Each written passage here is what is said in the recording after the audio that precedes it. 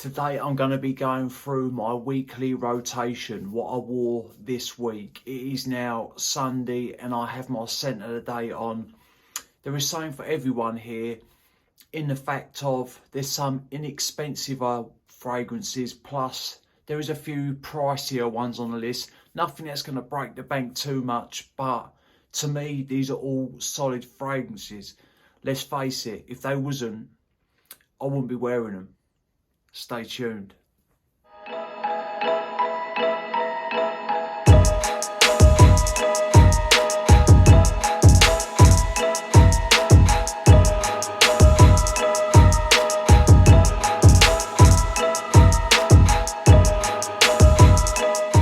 What is good, YouTube? Hello ladies and gentlemen, and welcome back. My name is Mikey Cologne, and if you're tuned in, as always, thank you very much for doing so. Thank you to all my subscribers, and if you're new here and you're stopping by for the first time and you do enjoy my content, hit that subscribe button, press the bell because it will notify you when I upload a review. Right, 7 solid fragrances to go through. The week started off here. Monday it was a little bit warm outside. The weather is starting to change. There was a little bit of a nip in the air at first, but as the day progressed, the weather started warming up. And I wore this from the house of Armath. It is Club de Nuit Milestone. This is a banger of a fragrance. Inexpensive, long lasting. Yes, this is all very close to a fragrance from the house of Creed, Millesime Imperial, but we're not here to talk about that today. We're here to talk about this fragrance. Right, you got C notes, red fruits, bergamot, violet, white woods, sandalwood, ambroxan, musk, and vetiver. This does smell good. This is strong. When this first opens up, this does fill the air. Like, I don't know what batch this is, but longevity wise, I have no issues with this at all. It starts out very fresh. You get the C notes. It's salty, it's a little bit aquatic. This does come across ever so slightly fruity up top, plus citrusy. But I wouldn't say this is a full-on fruity fragrance. The red fruits add a little bit of sweetness into the fragrance, plus they just add a little bit of a fruity twist on it. With all this going on, there is this dusty, chalky, musky quality to the scent profile. And yes, this has musk in it, but I think the violet is causing this fragrance to go that way. As it starts drying down, the fruit sort of slowly dissipates, and then woods creep in. The fragrance then turns muskier on my skin, and the ambroxan to me beefs this fragrance up. Because I'm going to say it again, it's no slouch. I get solid 7 to 8 hours with this, plus I can wear this to bed and then I'll be able to detect it on skin the next day. But for me, you could make this a signature scent.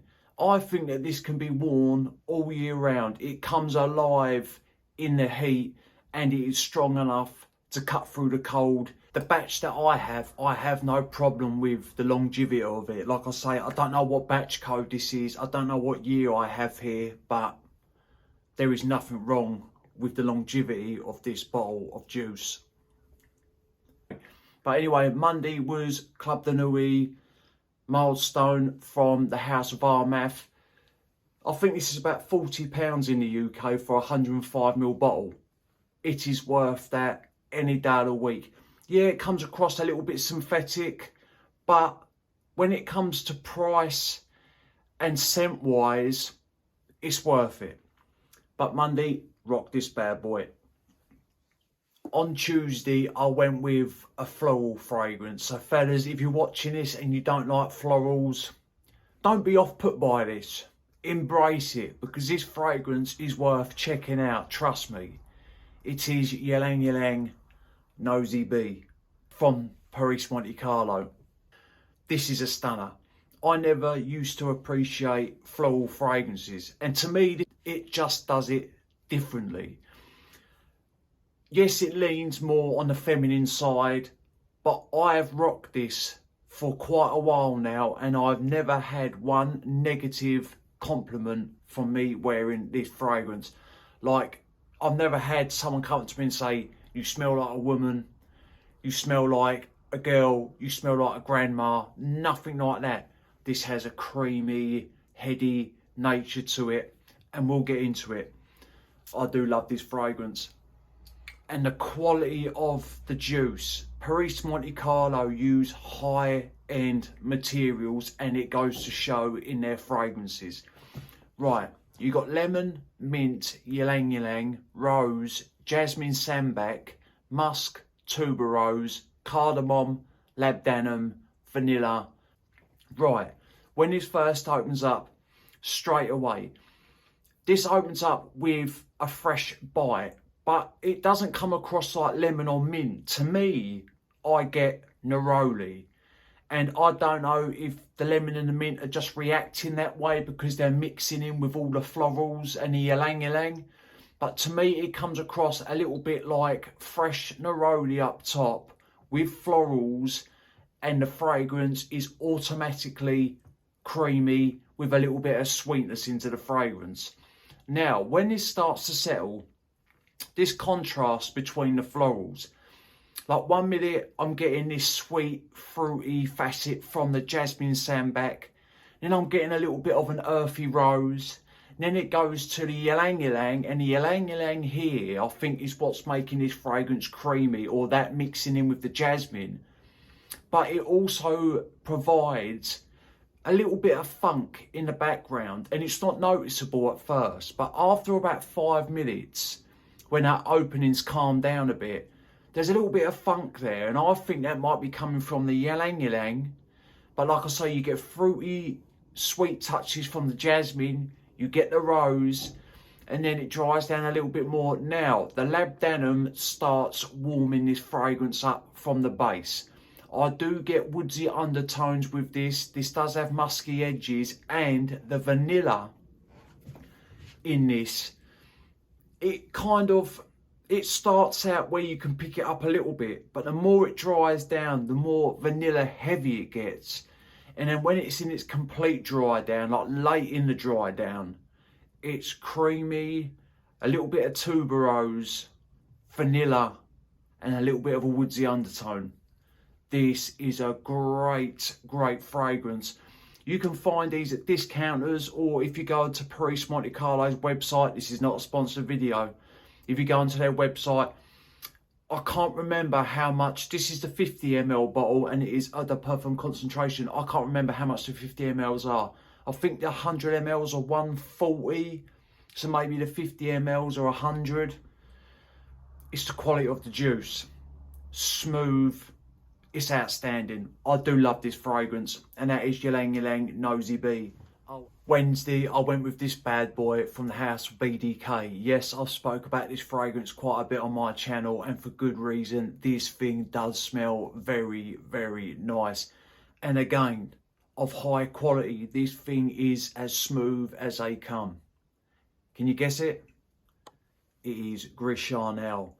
I still haven't tried the extrait, and I've heard such great things about it. At some point I will sample it. There's just so many different fragrances out there, like especially if I hear about a fragrance and I think, oh, I like the sound of that, and then I hear about another one, and I hear about another one, and I start looking into cheapies. It is a never ending rabbit hole, people. So at some point I will get to try the extrait, but for now I've got this and I love it. I have nothing bad to say about this fragrance. Right, let me read you the notes and I'll get into it. You got fig, black tea, cardamom essence, iris absolute, bourbon vetiver, Indian sandalwood, tonka bean absolute. Right, let me spray this. These are great atomizers as well, pressurized. And the juice. This is everything I look for in a fragrance. Fig, creamy, sandalwood. Right, straight away this opens up. It's got a little bit of sweetness to it. You get the fig. There is a little bit of a fruity touch to the fig. Plus, it's got a little bit of a milky side to it as well. And as this fragrance dries down, that milky sort of facet that this fragrance starts out with, that sort of calms, and then this creamy quality takes over. But from the get-go, I knew I'd get the sandalwood. And again, as it dries down, the more and more, the more that sandalwood comes through and becomes present. But the black tea here is just as it is, sweet black tea. And it's kind of hard to describe it. I do get a herbal quality from this fragrance, but and soft spiced, and I think that's coming from the cardamom. But the black tea, if you've smelt black tea, imagine that with a few sugars in it and it turns it sweet. You get that nuance in the top of this fragrance, but it's very lightly fig, sandalwood. It dries down. Now, like I say, as it dries down, the sandalwood turns the fragrance creamy, woodsy. This does go a little bit musky on my skin as well. Plus, I do get earthy touches in the dry down. Not in the mid. When it gets to nearly, when it's basically completely settled, I do get slightly earthy touches from the vetiver here. I do have to add as well that you do get a little bit of that sweetness up top, but the tonka bean carries that sweetness all the way through, and that does give off a little bit of a cherry, almondy-ish facet to the fragrance. Like once you get into the mid, to the dry down, smell on your hand or wherever you sprayed it, and I can pick up something a little bit cherryish. And when I first started wearing this, I didn't notice it. Or maybe it's just my nose playing tricks on me, but I swear I can pick something up almondy, cherryish, very lightly and sweet. And to me, that's the tonka bean carrying that sweetness from the mid into the base. This is a solid fragrance. This is a unisex fragrance. You can make this your signature scent, and what a signature scent to have. I love the way this smells. And yes, I will be trying the X straight, but I love this. Like, I don't wear this and think, man, I wished it was more. To me, this is a complete fragrance and it smells great. I even think it has a sexy edge to it. That sweetness never becomes too much. It just stays semi-sweet and not like a youthful sweetness. A little bit more of a grown-up sweetness, if that makes sense, where it's not bubblegummy. It's just a little bit there to the fragrance. But anyway, Wednesday, Gris Charnel, fantastic fragrance. I will always have this in my collection. Thursday, I wanted something that I wasn't really feeling too much of a fragrance. Well, I wasn't. I didn't want to wear something that was too heavy, but was going to last me through the day. And I went with Buddha Wood from the House of Zarko Perfumes. Right. At first, when I got this, I sprayed it on a little while ago now. I sprayed it on. Literally, I must have been nose blind to it. Well, I could smell it for the first 20 to 30 minutes. And after that, I was thinking to myself, man, this thing's a pile of shit. I can't smell it anymore. Wore it again. It happened again. I let it sit for a while. And then I went back to it. And then, boom, it all changed. I don't know if my nose got used to the fragrance or if it macerated, but I can't see it. I only left it for a couple of months, so I can't see it macerating that much. And this has been around for a few years, so technically it should already been macerated. So maybe my nose had to adjust to it. This is a very simple, neutral fragrance, in my opinion. This is a woodsy fragrance. You've got Australian sandalwood, Buddha wood, cashmere wood, and a muscatcord. When this first opens up, there is freshness to it. There's a little bit of a tang there, a little bit of a zing. To me, I would have thought that there was some type of citrus in this fragrance, especially up top, because the way it opens up, it's bright, it's zingy, it's a little bit fresh, automatically woodsy as well. And there is a fruit called Buddha hand, I believe, and it's some type of citrusy fruit that can come across a little bit bitey, bitter, zingy. So I don't know if that is a hidden note in this fragrance. I do not know that. So, but all I could know is that it just don't open woodsy. It definitely opens fresh. And as it dries down, the cashmere wood comes through. And one of the biggest players in this, to me, is the sandalwood. Now, it comes across creamy once it heads into the mid, but it also gives off pencil shavings nuance that sandalwood can give off. A little bit dry. But I love the way this smells now. Excuse me. I love the way this smells now. Like I said at first, I was like, what have I bought? Now I'm like, when I run out of this, I'll be buying another bottle. It's like eccentric molecules fragrances. You know, you got 1, 2, 3, 4, 5, the molecules where they're just based on one specific note. This is kind of like that, just with a little bit more to it. Only a little bit more. And to me, it's completely unisex. Yes, women, if you're watching this, or ladies, if you're watching this and you're thinking, why would I want to wear a woodsy fragrance? I genuinely think that this is unisex leaning masculine, but a woman could pull this off without a doubt. Anyway, Thursday, it was for the wood. This is a great fragrance. It really is. Friday come around and I was looking at my Paco Rabanne fragrances, and my only regret is that I didn't get a bigger bottle of this fragrance. It is 1 million Royale from the house of Paco Rabanne. This thing, to me, this is a great designer release. It ticks most of the boxes. But there was something that I found confusing about this fragrance. If you go onto Paco Rabanne's website, their listed note breakdown is completely different to anybody else's note breakdown. You look on Fragrantica, is it Perfumo.net or whatever it's called, you go on there. You go on websites that sell this fragrance. They all say different notes, or they all say the same notes, but they're different to what they say on the Paco Rabanne website for this fragrance. So it confused me a little bit. This is the notes that it says on the Paco Rabanne website. You've got licorice, rose, davana, apple, cedarwood, osmanthus, benzoin, cedarwood, patchouli duo. Right, this does open up with a fresh blast. Straight away, you get that Paco Rabanne 1 million sweetness. There is a little bit of a fruity touch up top, and I also detect vanilla early on.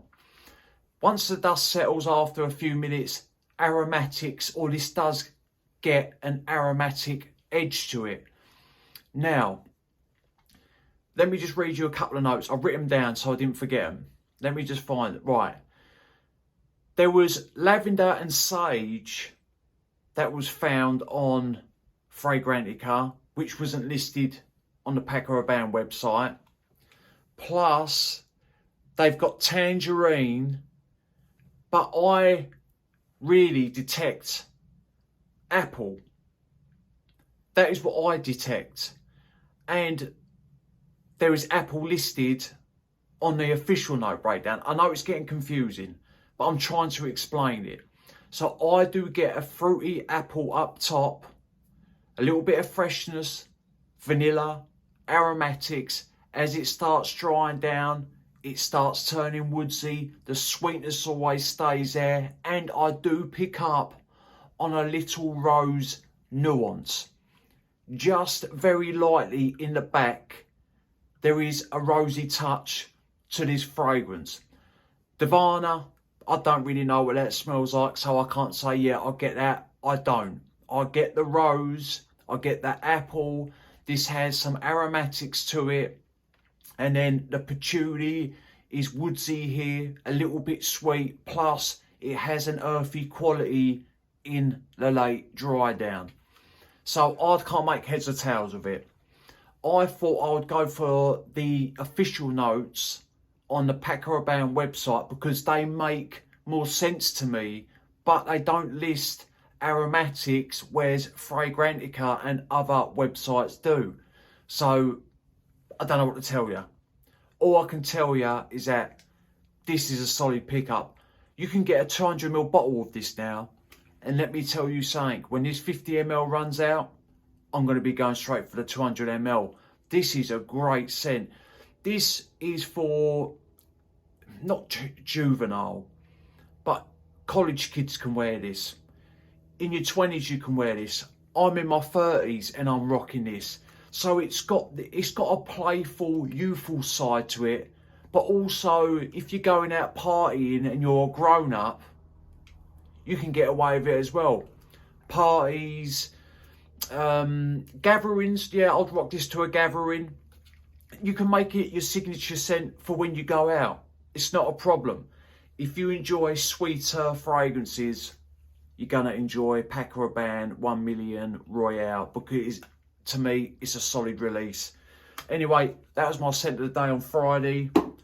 Sorry for rambling, but I'm trying to make heads or tails of it myself. So far we've had a couple more expensiver ones like the Gris Charnel and the Ylang Nosy B. You can find them at discounters. The Zarko perfumes, the Buddha Wood, I think I paid about 60 or 70 pounds for this on discounters. Obviously, this is an inexpensive fragrance, 35 to 40 pound in the UK. The 50ml of this, I think you could pick up for about 40 pound now in the UK. So quite inexpensive fragrances apart from a couple. Now I'm going for, or on Saturday, I wore another inexpensive fragrance. It is coming from the House of Paris Corner, and it is a mere vibrant, spicy tobacco. This, I believe, is their inspired by version of Barbados Tobacco Mandarin. I have never tried that fragrance, so I can't sit here and say to you, this is 99% accurate. Yes, all I can tell you is that this is a solid pickup. I think this is about 30 to 35 pounds for a 100ml bottle in the UK. And man, it does smell very nice. This is for cooler days. I wouldn't go near this with a barge pole in the summer, unless it was a very cooler evening outside. Right, you've got cumin, mandarin, coriander, tobacco, leather, labdanum and olibanum, frankincense, sandalwood and agar wood, which is oud. Obviously there's not real oud in this because of the price of the fragrance. Right, what do I get? Right, this does open up on the darker side of things, but there is a subtle bit of freshness up top, a little bit citrusy from the mandarin, and that does stay with the fragrance for quite a while. It isn't just there and then it's gone. It does sit with the fragrance when it gets into the mid. The cumin comes through, the coriander comes through up top. You got a little bit of spice. The coriander here comes across a little bit lemony as well, so it's supporting the mandarin. The cumin here comes across smelling a little bit like aniseed. That is what I get from it. Or I get an aniseed tone with the fragrance, and to me it's got to be coming from the coumarin. Right, the leather comes in early as well. At first it starts off a little bit rugged. I wouldn't say this is a completely smooth or a completely smoothed out leather, because it isn't. It has a little bit of a rugged edge, but the more this sits, that does smooth out. The oud comes in early on as well. Everything sort of kind of happens over the span of 5 minutes. Now the oud here beefs the fragrance up, gives it that darkness. It's not skanky, it's not barnyardy, it's not fecal, it's not challenging. It puts woods in, beefs the fragrance up and gives it a bit of a dark edge. Now this does have smoky qualities to it, because this is when it starts changing. Everything kind of happens at once, but once you get into the mid and then it starts heading into the dry down, you get a little bit of this sweet ambery quality from the fragrance. The olibanum adds a little bit of a smoky touch, but very lightly, nothing off-putting. And then the oud has now calmed down. The leather is now sitting in the back. The mandarin has gone. Now it sits a little bit creamy, a little bit sweet, dark. This has got a little bit of density to it. That is why this is not great for hotter days. This is for cooler days. And Saturday, it was a cooler day. And I looked at it and I thought, I haven't worn you in a while. So I rocked it. And I'm glad that I did. And like I say, for 30 to 35 pounds on Aroma Concepts, that's where I got the fragrance from. this is worth the pickup. But you have to enjoy tobacco, you have to enjoy leather, you have to enjoy synthetic oud, and there is a little bit of a fresh pop up top. But it is, and 7 to 8 hours out of this, longevity is good. Projection at first, it pushes. If you do 4 to 5 sprays of this, especially around your neck, you're going to end up tasting it, because it beams off you at first. Solid pickup for the price. If you're looking for an inexpensive tobacco leather fragrance, try that one. Next. Now, today, or my scent of the day, is a fragrance from the house of Dua Fragrances. This is not a sponsored video. They don't know I exist, but I'm letting you know what they do. They basically do copies, clones, inspired by, they're clones, because they try to replicate or duplicate, or whatever it's called, a fragrance. And they also do tri-breads and hybrids, where they mix 2 different fragrances together. And they normally clone hard to get fragrances, designer wise, and they clone a lot of niche fragrances. And they do 30ml, they do 100ml bottles, but normally they concentrate mostly on 30ml bottles, and they're extrait to parfum. And this fragrance I've had now maybe a couple of years. It's called Casino Royale Chariot. And this is their older style bottle. Now, you only need a couple of sprays of this. It is strong. And this is a mix between Perfumes de Marly Layton and Baccarat Rouge 540 Extrait. Them 2 blended together. If you tried them fragrances, you'll be thinking, how do them 2 fragrances blend together well? They have made it work. They have obviously taken notes from both of the fragrances, so to speak. They've blended it together. First off, this starts out with that Layton opening. You get aromatics, you get a little bit of fresh spice, but with that, you've got Baccarat Rouge 540 sitting in the back. It sort of gives it an over smell, if that makes sense. Whereas Layton's more present at first, but Baccarat Rouge is there. It's just been overshadowed by the Layton. Then you start getting that bitter almond quality from Baccarat Rouge 540. You get light touches from the saffron. You get that sweet jasmine that Baccarat Rouge 540 has. You get the apple from Perfumes de Marly. You get the vanilla. You get the lavender. You get what I'm saying. You get a woodsy undertone. This is Layton and Baccarat Rouge 540 mixed in together. You get the apple in here, which Layton has, I believe. It's a solid fragrance, and it just works. If you like Baccarat Rouge 540 and you enjoy Layton, give this a go. I've got 14 doers. They've got hundreds. Like, they've got so much fragrances.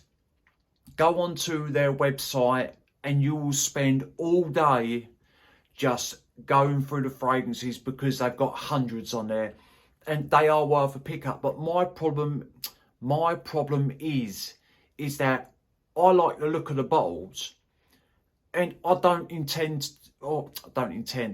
look of the bottles, and for some reason I don't gravitate towards them in using them. And this is my problem, because they're only 30ml bottles. I can go out and buy another one, I know that, but it's something in my brain that says they're only 30ml bottles, use them every now and again, and that's it. But my scent of the day today is this bad boy. And look at the sticker, that it looks cool. They do look great on a shelf, especially when they're all lined up like that. They look like a little bookshelf. But yeah, anyway, this is a great fragrance, and this is my scent of the day. Right, ladies and gentlemen, that is my weekly rotation review. Like I say, some inexpensive ones, a couple of more expensive ones, but I believe that you can find BDK's Gris Charnel at discounters if you looked hard enough. I believe you would be able to find it. But still, I think it's £150 for a 100ml bottle. It's a niche fragrance. It's definitely niche quality. Gris Charnel is an outstanding fragrance. That will always be in my collection. I love the goddamn thing. Right, people, let me know which ones out of these 7 you own. I appreciate everybody's support. Drop a comment down below. I will always get back to you. And remember, smelling good's always a pleasure and never a chore. And I'll definitely see you lot on the next one. Cheers.